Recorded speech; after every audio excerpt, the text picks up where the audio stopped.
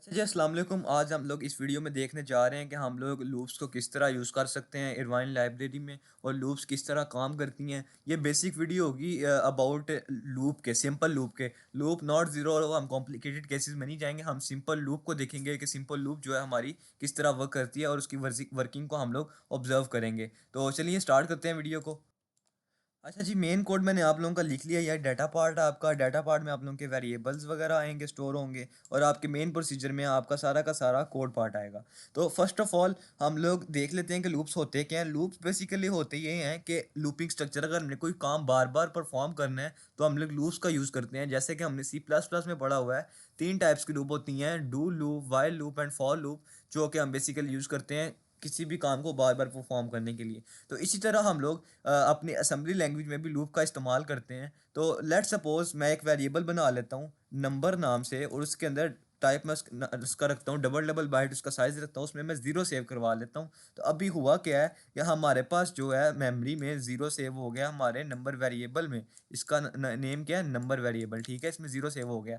अब इस एक वेरिएबल की हेल्प से मैं 1 से लेके 10 तक जो है अपनी लूप चलाऊंगा और नंबर्स को डिस्प्ले करवाऊंगा मतलब कि सिर्फ 3-4 कोड्स ऑफ लाइन से। तो मैं करूँगा क्या, सबसे पहले मूव कर लूँगा ई एक्स में अपना जो नंबर वेरिएबल है NUMBER। इस स्टेज पे मेरे पास ई एक्स में आ चुका है, क्या आ चुका है, ई एक्स में ज़ीरो स्टोर हो चुका है जाके। तो हमारे मैं यहाँ पे एक ई एक्स एक्सटेंडेड ई एक्स भी बना लेता हूँ। इसके अंदर मेरे पास आके इस टाइम पे ज़ीरो सेव हो चुका है।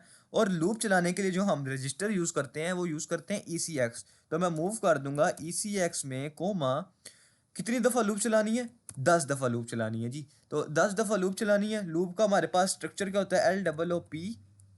ये हमारे पास होता है लूप का जो मेन सिंटैक्स होता है लूप, और यहाँ पे लेबल होता है लेबल। तो लेबल की जगह हम कुछ भी लिख सकते हैं, या हेलो भी लिख सकते हैं, या L1 लेबल भी लिख सकते हैं, या कुछ भी M भी लिख सकते हैं। ये लेबल है सिर्फ आपका। तो मैं यहाँ पे लेबल का नाम रख लेता हूँ, लेट सपोज L1 नाम रख लेते हैं हम लोग लेबल का नाम रख लिया। और ये हम यहाँ पे हम लोग L1 लेबल डिक्लेयर कर लेते हैं। तो हमारे पास ये जो है बेसिक लूप का स्ट्रक्चर बन चुका है। और ये कितनी दफ़ा चलेगा, 10 टाइम्स चलेगा। अब इसकी वर्किंग किस तरह होगी कि हमारे पास ECX में 10 है, पहले प्रोग्राम आएगा, चलेगा, टोटल लूप L1 पे आ जाएगा। लूप L1 पे जब आएगा तो वो देखेगा ECX में क्या पड़ा हुआ है, 10 पड़ा हुआ है। ECX में से एक माइनस करेगा। तीन काम ये करता है, जब ये लूप पे आएगा ECX में से एक माइनस करेगा, ECX को कंपेयर करेगा ज़ीरो से। अगर तो ECX ज़ीरो की इक्वल है तो हमारी ये लूप क्या हो जाएगी, टर्मिनेट हो जाएगी। नहीं तो क्या होगा, लूप हमारी ये लेबल पे जंप कर जाएगी। तीन केसेस हो गए। फर्स्ट ही आएगा लूप लेवल पे। लूप लेवल पे आते सार पहला काम इससे क्या करना है, ECX में से एक माइनस कर देना है। पहली दफ़ा लूप चली, ECX में से एक माइनस हो गया, फिर उसको दूसरा काम क्या करना है, कंपेयर करना है। अगर तो जीरो है तो लूप एंड, अगर जीरो नहीं है तो जो आगे आपने लेबल दिया है इस लेबल में हमारा वेरिएबल जंप कर जाए। तो अब मैं इस प्रोग्राम में करूँगा क्या कि मैंने EX में ज़ीरो सेव करवा लिया है। तो मैं करूँगा सबसे पहले कॉल राइट इंट। ये फंक्शन जो है हमारा किसी भी नंबर को डिस्प्ले करवाने के लिए, जो EX में पड़ा हुआ है उसको डिस्प्ले करवाने के लिए यूज़ होता है। तो मैं सबसे पहले इंक्रीमेंट कर लूँगा ना, एक INC कर लूँगा EX में। तो EX में जब लूप चलेगी तो 1 आएगा, 1 डिस्प्ले होगा। डिस्प्ले होने के बाद मैं कॉल कर लेता हूँ CRLF फॉर न्यू लाइन। तो ये मैंने एक फंक्शन बना लिया, एक प्रोग्राम बना लिया है जो कि ये काम परफॉर्म करेगा, 10 नंबर्स को प्रिंट करेगा। करेगा क्या, सबसे पहले नंबर वेरिएबल जो कि ज़ीरो था EX में मूव करेगा। EX में आ गया हमारे पास ज़ीरो, ये देखो EX में ज़ीरो आ गया। अब क्या हो रहा है, इंक्रीमेंट होगा EX में, तो EX में आ जाएगा हमारे पास 1। EX में ज़ीरो को हम लोग इरेज कर देंगे, यहाँ पे उसकी जगह आ जाएगा हमारे पास 1 आ गया, ठीक है।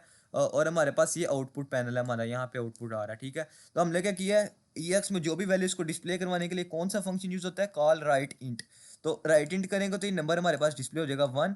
और कर्सर हमारा अभी इस पॉइंट पे ब्लिंक कर रहा था, अभी आ जाएगा सेकंड लाइन पे ब्लिंक करने लग जाएगा इस पॉइंट पे।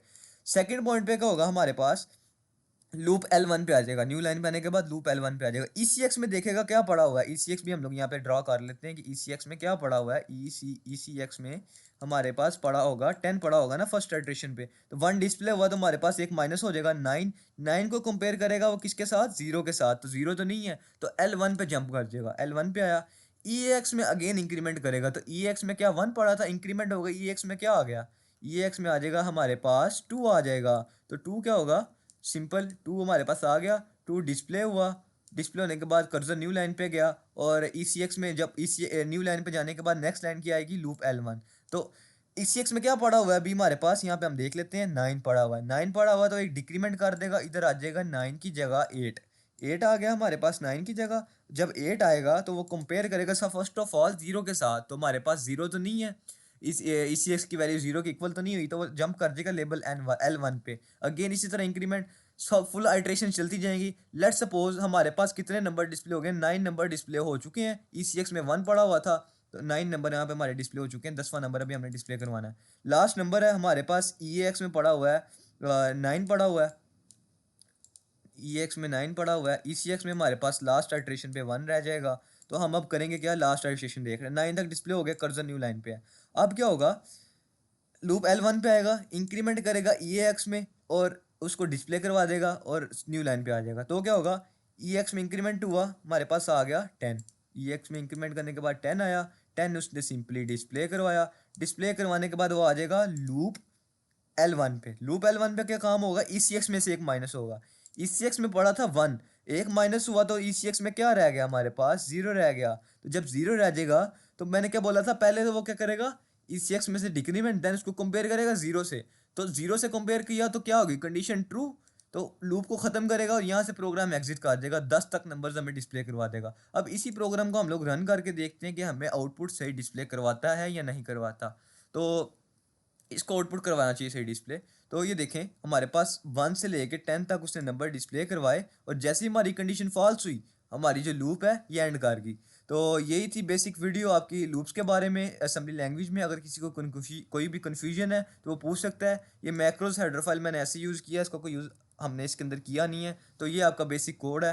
तो अगर आपको कोई भी किस्म की प्रॉब्लम होती है यूजिंग रिगार्डिंग टू लूप्स तो आप लोग मुझे पूछ सकते हो। Thank you so much for watching.